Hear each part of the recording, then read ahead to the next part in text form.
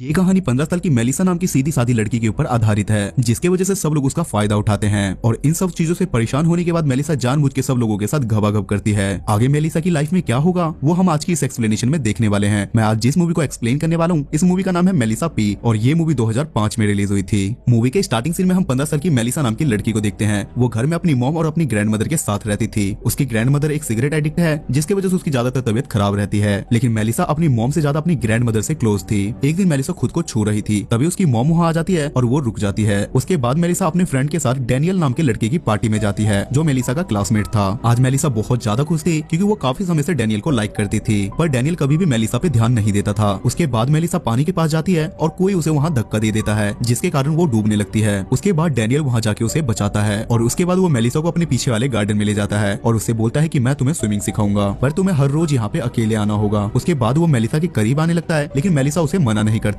और डैनियल उसके साथ घबाघब करके बिना बोले वहाँ से चला जाता है, जिससे मेलिसा को ये बात काफी बुरी लगती है। उसके कुछ दिनों बाद स्कूल खुल जाता है और मेलिसा डैनियल के आने का वेट करती है, लेकिन डैनियल कई महीनों से मेलिसा से नहीं मिला था और ना उसने कोई कॉल की। लेकिन उसके बाद भी मेलिसा के दिमाग से डैनियल का भूत नहीं उतर रहा था और वो हर वक्त बस डैनियल के बारे में ही सोच रही थी। उसके कुछ दिनों बाद मेलिसा की एक फ्रेंड उसे बताती है कि डैनियल एक क्लब पार्टी में है और इसके बाद ये दोनों भी वहाँ जाते हैं, जहाँ मेलिसा डैनियल को देखने लगती है। तभी डैनियल भी उसे देखता है और उसके पास आके उसे ड्रिंक ऑफर करता है। तभी वहाँ डैनियल का एक फ्रेंड आता है और वो मेलिसा की खूबसूरती की तारीफ करने लगता है, जिसके कारण डैनियल का मूड बन जाता है और वो मेलिसा से बोलता है कि मुझे तुमसे एक इंपॉर्टेंट बात करनी है, लेकिन अकेले में। जिसे सुनकर मेलिसा मन ही मन काफी खुश हो जाती है। उसके बाद डैनियल उसे अपने घर ले जाके उसके साथ घबाघब करता है, जहाँ मेलिसा उससे बोलती है कि मैं तुमसे प्यार करती हूँ, लेकिन डैनियल उसका मजाक उड़ाता है क्योंकि वो बस उसके साथ घबाघब करना चाहता था। उसके बाद मेलिसा अंदर से काफी हर्ट हो जाती है और वो डिसाइड करती है कि अब वो भी लोगों के साथ ऐसा ही करेगी और उसे सामने वाले की फीलिंग से कोई मतलब नहीं होगा। उसके बाद मेलिसा की ग्रैंड मदर की तबीयत बहुत ज्यादा खराब हो जाती है, जिसके कारण उसकी मॉम डिसाइड करती है कि वो उन्हें हॉस्पिटल में एडमिट करवा देगी। पर मेलिसा को ये सब कुछ ठीक नहीं लगता क्योंकि वो अपनी ग्रैंड मदर से दूर नहीं होना चाहती थी और इसलिए मेलिसा अपनी माँ से बहस कर लेती है। अगले दिन क्लास में मेलिसा काफी उदास थी, इसलिए सब उसका मजाक उड़ाते हैं, पर वहाँ मार्को नाम का लड़का उसकी फीलिंग समझ रहा था। उसके बाद मेलिसा अपनी फ्रेंड के साथ एक कॉफी शॉप पे जाती है। वहाँ वो सामने एक आदमी को देखती है, जिसे देखकर उसे डैनियल की हरकतें याद आने लगती है, जिसके बाद मेलिसा उसे हिंट देती है और जैसे ही वो आदमी इसके पास आके बैठता है, मेलिसा वहाँ से जाने लगती है क्योंकि अब मेलिसा का भी मोटिव सामने वाले को बस हर्ट करना था। घर पहुंचने पे वो देखती है कि उसकी ग्रैंड मदर घर पे आई है, जिसे देखकर वो काफी खुश हो जाती है, लेकिन उसकी शक्ल देख के उसकी ग्रैंड मदर को लगता है कि शायद मेलिसा बहुत ज्यादा बदल रही है। वो मेलिसा की माँ को ये सारी बातें बताती है, पर उसकी माँ इस बातों पे ज्यादा ध्यान नहीं देती। मेलिसा अपनी लाइफ की सारी बातें एक डायरी में लिखती थी। उसके बाद मेलिसा की ग्रैंड मदर उसे बैठा के समझाती है कि जब मैं जवान थी तब मुझे भी एक लड़के ने धोखा दिया था, पर मैं किसी तरीके से संभल गई। दरअसल उसकी ग्रैंड मदर उसे इनडायरेक्टली ये बात समझा रही थी कि तुम्हें इन सब चक्करों में नहीं पड़ना चाहिए। उसके बाद मेलिसा को डैनियल का कॉल आता है और वो उसे अपने पास बुलाता है। पहले तो मेलिसा मना करती है, लेकिन बाद में वो उसके पास चली जाती है और वहाँ जाने के बाद वो डैनियल और उसके दोस्त के साथ घबाघब करती है। अगले दिन मेलिसा अपनी फ्रेंड को ये सारी बातें शेयर करती है, जिस पर उसकी फ्रेंड बोलती है कि अरे कलमुही, ये तूने क्या किया, आगे से तुम ऐसा कुछ भी मत करना। पर मेलिसा को अब इन चीजों में काफी मजा आने लगा था और वो ऑनलाइन डेटिंग साइट पे भी अपना अकाउंट बनाने लगती है और अपने मन की सारी बातें उनके साथ शेयर करने लगती है, क्योंकि उसके पास कोई ऐसा नहीं था जिसके साथ वो अपनी मन की बातें शेयर कर सके। उसके बाद उन्हें एक दिन स्कूल की तरफ से साइंस म्यूजियम में ले जाया जाता है। वहाँ मेलिसा को एक आदमी दिखता है जो म्यूजियम का वर्कर था और मेलिसा उसके साथ भी घबाघब करती है।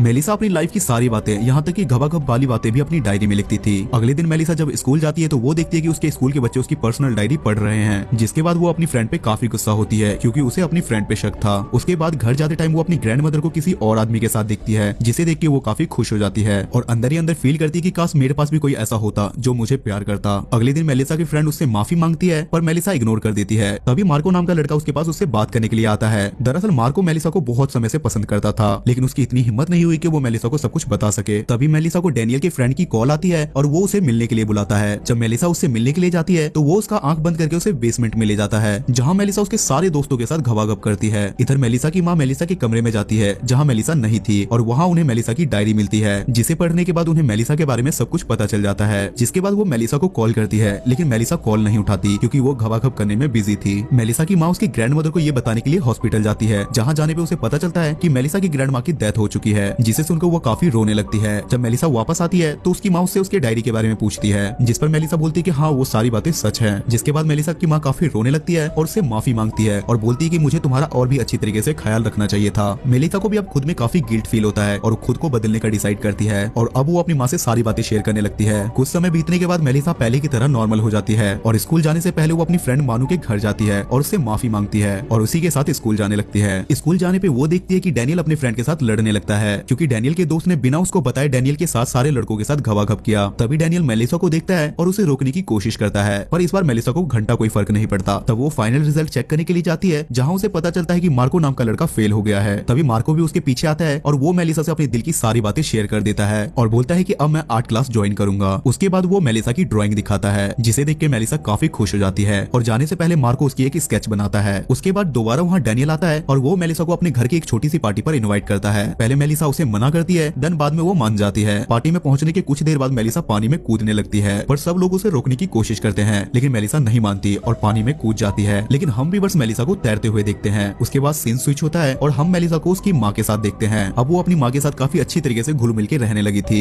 दोनों काफी खुश थे और दोनों फ्लावर लेके ग्रैंड मदर की कबर पे जाके फूल चढ़ाने लगते हैं और ये मूवी यहीं खत्म हो जाती है। सो गाइस, आई होप कि आपको आज की एक्सप्लेनेशन पसंद आई होगी। और इस मूवी की IMDb रेटिंग है 4.8 स्टार्स आउट ऑफ 10 और जस्ट स्टाइल की तरफ से इन्हें रेटिंग मिला है 4.7 stars out of 10। So guys, I hope कि आपको आज की एक्सप्लेनेशन पसंद आई होगी। अगर आपको एक्सप्लेनेशन पसंद आती है तो मेक श्योर आप मेरे चैनल को सब्सक्राइब करके मेरे चैनल को सपोर्ट करें। तब तक के लिए स्टे सेफ, स्टे हेल्दी।